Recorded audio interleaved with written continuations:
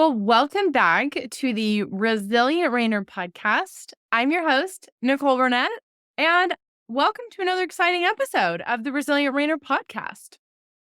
This is the show where we dive deep into our minds and how that relates to our horse riding and training, and to get you so many insights and inspiration to enhance your journey as a horseman and better your riding, because the only way to truly level up and the best and fastest way to level up your riding and showing is to train the one muscle that controls it all, and that's your brain. So today we're going to get into this just really fascinating topic that applies not just to our riding and our interactions when we're training our horses, but also to your life as well. And if you've never heard of it, we're going to talk about satisficing and maximizing.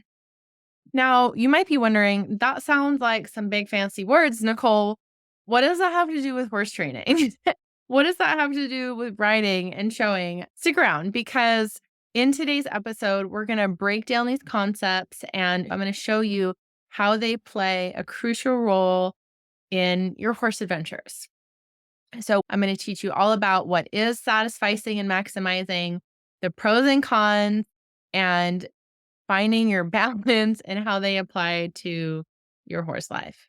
One of the goals for today's episode here is to help you so that you can get the sweet spot where your riding ambitions and life demands can coexist harmoniously. So stay with me and let's uncover the secrets where we can find that perfect balance between satisficing and maximizing in horse riding and training. Now, we need to start with what is satisficing and maximizing, because there's a good chance that you have no idea what I just said. So we're going to back it up a little bit and just explain it. The concept of satisficing, this was introduced actually back in the 40s, like the 1940s, almost 100 years ago. And this was introduced by a economist. If you didn't know, my bachelor's is in econ, so I'm all about a good economist. So this is an American economist, political scientist, cognitive psychologist, Herbert Simon. He had a book called Administrative Behavior, a study of decision-making processes. So all about how people make choices. And this is a pretty influential work. It was published in 1947. And since then, this has become a foundational text for decision theory, management, psychology. In this book, Simon discusses how do people, especially those if they're in an administrative role, he looks at how when people make decisions, they often would make decisions that are not based on optimizing the outcome, but rather they're focused on finding solutions that are good enough, or they're satisfactory within the constraints and all the limitations that they face. So he came up with this term that he calls satisficing to describe this process, like I said, where you are looking just for a good enough solution. And I feel like as Western folks, we appreciate that because we all understand the value of some WD-40 and some duct tape and baling twine, right? Like, right? Yes. So we often understand what satisficing means, right? Good enough. Like if you've ever been with your kid when they're trying to make a choice and you're like, just pick something, we're going for satisficing here. And so it's interesting because in economics, the traditional economic concept of maximizing an outcome it's a thing where economists are all about maximizing utility, maximizing the outcome. So it was a really interesting concept to figure out, like, well, why are these people not trying to maximize everything? What are they doing? Why are they doing it? This is not like our academic models. And so Herbert Simon's work, it laid out the groundwork for the understanding of bounded rationality. We're going to use a few big words here, not a big deal. Bounded rationality and the idea that decision makers, they often they're making these decisions with limitations, and informational constraints, right? You don't know everything. So basically, the constraints of information, life, our brains, that sometimes we just make a satisfactory, good enough choice instead of an optimal solution. You can always think of that too in the sense of, oh, well, if I'd have known that, I might have chosen differently, but I didn't know that.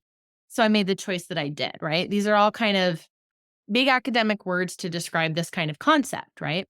So while Simon's original book, he focused a lot on administrative decision making, the concept of satisficing, this has been widely applied and discussed in various fields, including econ, psychology, management, and this has become a fundamental concept when we're talking about how humans make decisions. Now, the really interesting part, you may not want to go back and read an academic text from the 1940s.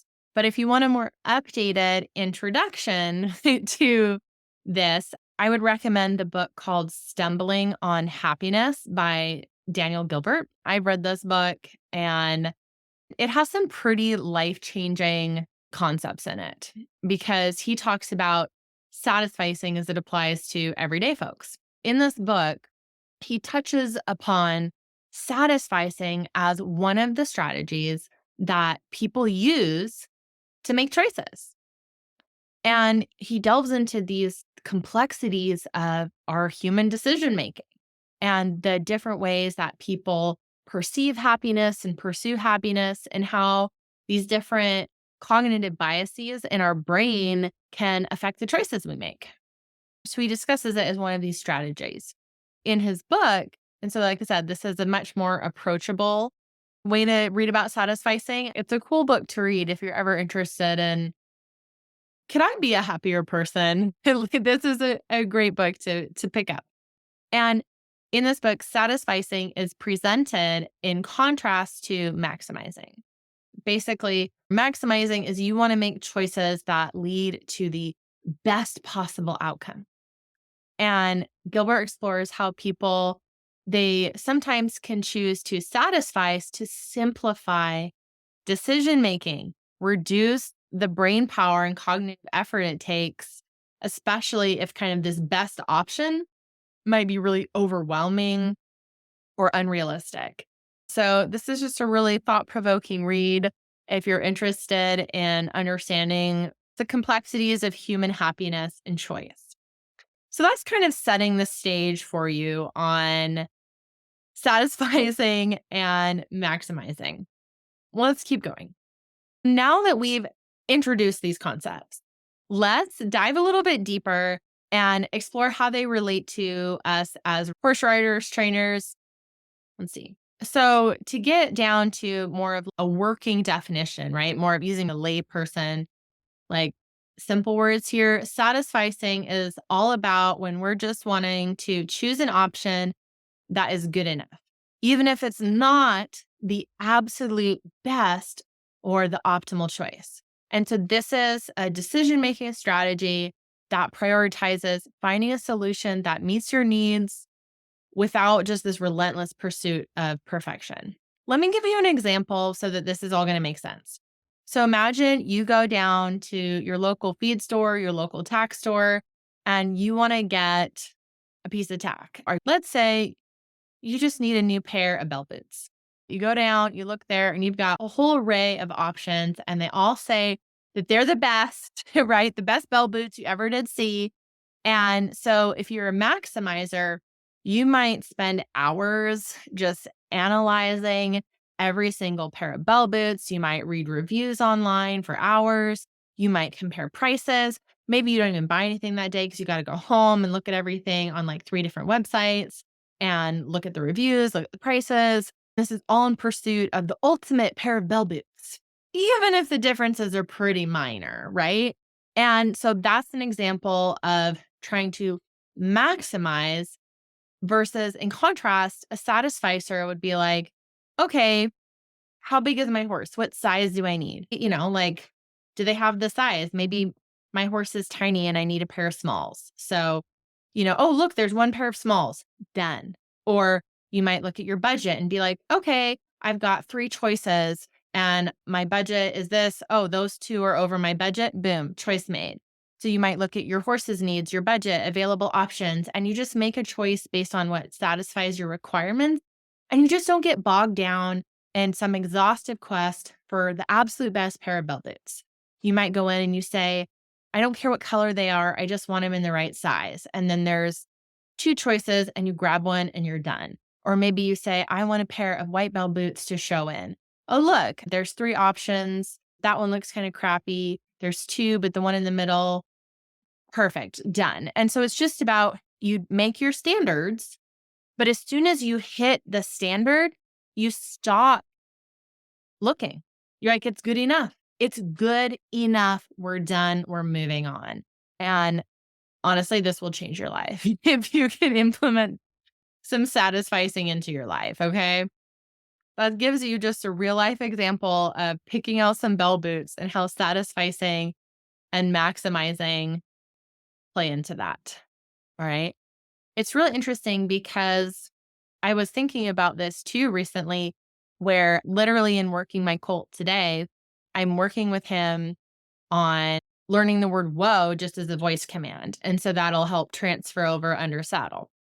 It's really cool because full context for this, because so in these podcasts, one of the things I like to imagine is that my bestie and I, we talk about everything. And so we'll constantly be like, oh my gosh, I had this idea. Or did you hear about this? Or let's talk about this. And so I imagine these podcasts like we're kind of horse besties, and I've got some really cool things I want to share with you.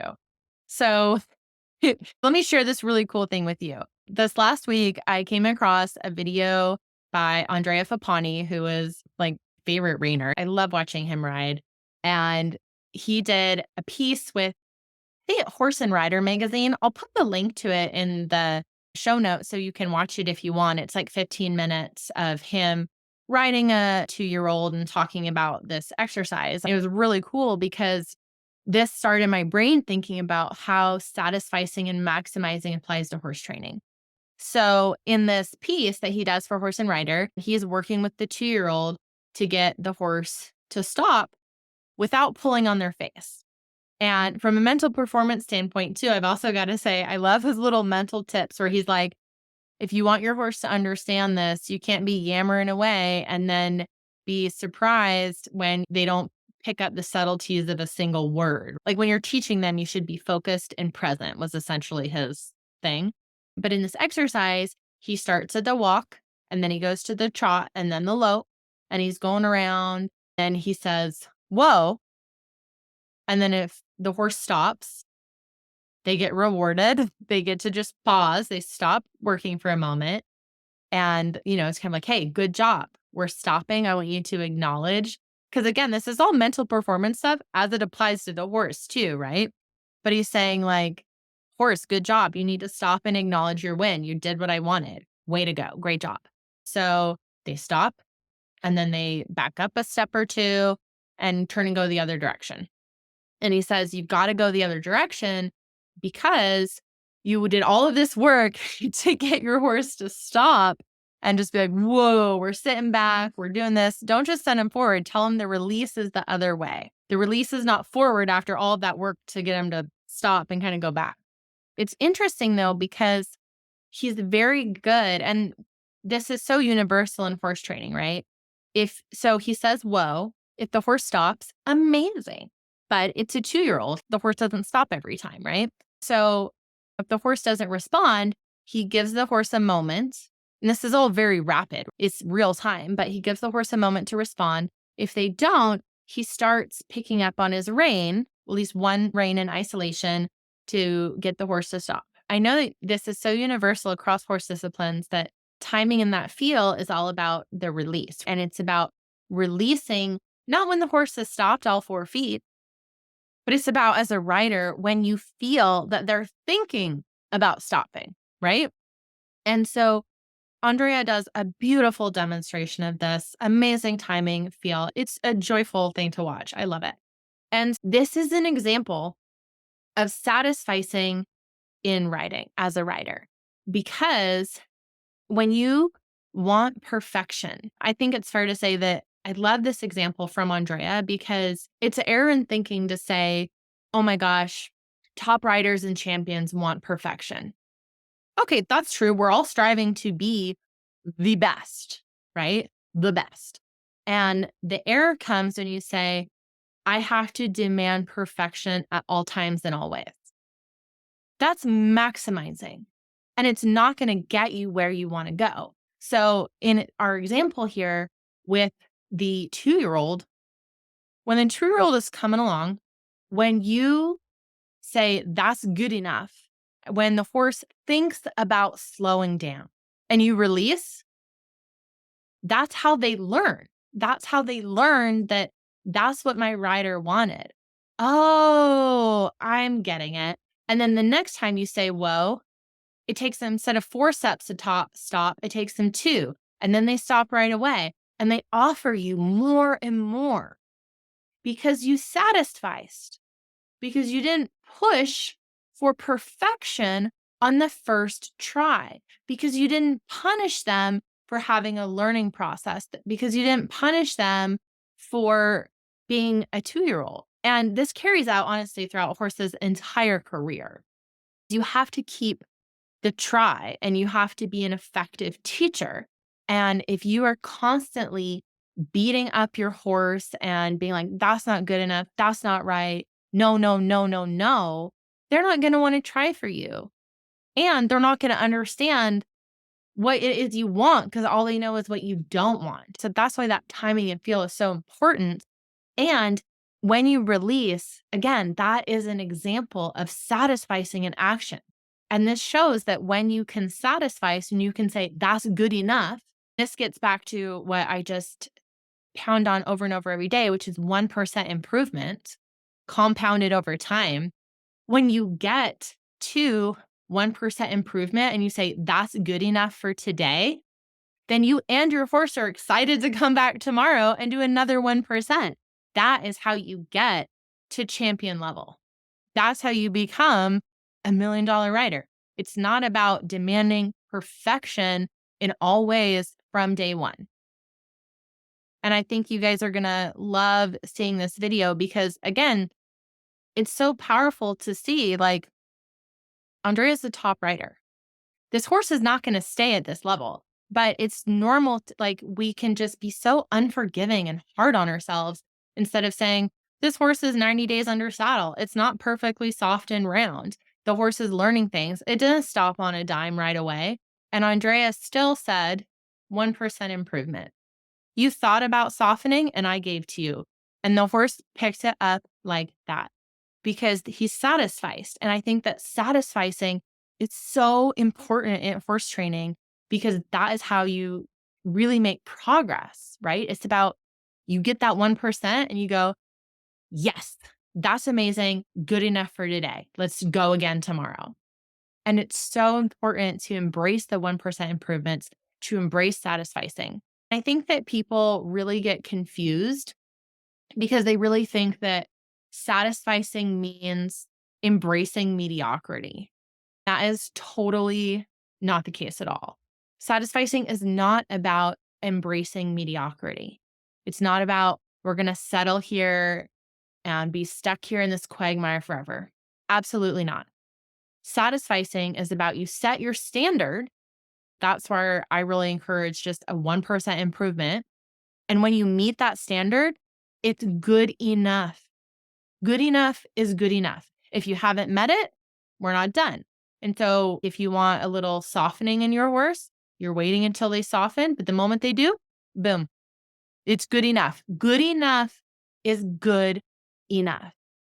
And this is so amazing. Like I said, I'll put this video in the show notes because it's such a great example of embracing 1% improvement, of satisficing in your riding and training and how powerful this concept is. Because again, if you satisfice at 1% improvement every single day, you're going to have a massive transformation in your riding, massive transformation in your horse. The way Andrea takes those unbroke horses, and yes, they're well-bred, but come on, he takes the unbroke horse to maturity winner here. These horses are amazing at what they do. They're money earning, credit earning runs all day long. And it's from satisficing in these training, right? Where it's you set a standard. And then when you meet the standard, it's good enough. All right. So you can build from there. This is amazing. This is transformational. And this applies with your horses. This applies to literally everything in your life. And also, this can really reduce the stress and pressure, especially if you can have perfectionist tendencies or you just really want to do good because you really care or all of these sorts of things, right? Or if you're very competitive, satisficing can reduce stress and pressure. And not just on the rider, it can reduce pressure on your horse because you know that they feel it. Because it reminds us that it's okay to not push ourselves and not push our horses to the limit in every single training session. By focusing on what is satisfactory, we set the standard. And when you meet that standard for improvement, it doesn't have to be perfect in every way every day. Rather than obsessing over perfection, this really creates that more relaxed and enjoyable training atmosphere for horse and rider. So you're excited, your horse is excited. They want to offer more to you. It becomes more fun. And when you can tap into a playfulness, you can really unlock some powerful fun and just skyrocket your progress. So, I really want to encourage you guys to think about what's a way that you can satisfy with your horse. Because, like I said, this is not about just accepting mediocrity and having complacency or inadvertently stenching our riding. Not at all. This is not just about being content with a level of performance that falls short of our true potential. Absolutely not. It's not what it's about. This is about being mindful of embracing what is the standard, what is progress, what are we trying to achieve, rewarding effort, rewarding try, understanding that we get more try and more progress when we embrace and appreciate everything our horse does. And just that good enough is good enough. I feel like I'm just going to hammer that over and over because that's really what this is about. Like outside of horse world, this is so funny because you can think of it like if you ever go out to eat, my husband loves to get the same dish. Like I love Thai food. And so he gets the same thing at every single Thai restaurant. And he's like, I'm satisficing. I know what I like. This is what I want. And he'll just get it over and over. And he's like, it's great. I know what I like. I enjoy it. I don't need to spend any extra time thinking about it. Like it's good enough. It's great. I like it. So it's really interesting where you don't have to obsess over everything all the time. Okay, so as we wrap up this podcast, let's summarize some of these key takeaways. So we've covered satisficing and maximizing and finding the balance for you between satisficing and maximizing. This is a personal journey and it requires self awareness and flexibility. You have to be able to set achievable goals. You have to listen to your horse and really embrace the joy of the journey. I encourage each of you to just reflect on your own riding and training experiences. Remember that your path is unique and it's okay to adjust your approach along the way. That's okay to do. So thank you so much for tuning in today and stay tuned for upcoming episodes. Again, if you're actually in a spot where you're ready to reflect on where you're at, check the show notes because I have an amazing free resource that I've created for you that's going to be available all about doing some reflection in a highly effective, proven manner. And I can't wait to share that with you just for free as my gift to you. And always remember that all of this is just a path of growth and learning and having fun. So keep riding, keep learning, and just keep striving for the balance that is best for you and your horse. Thank you so much. Always my honor to have you with me each week.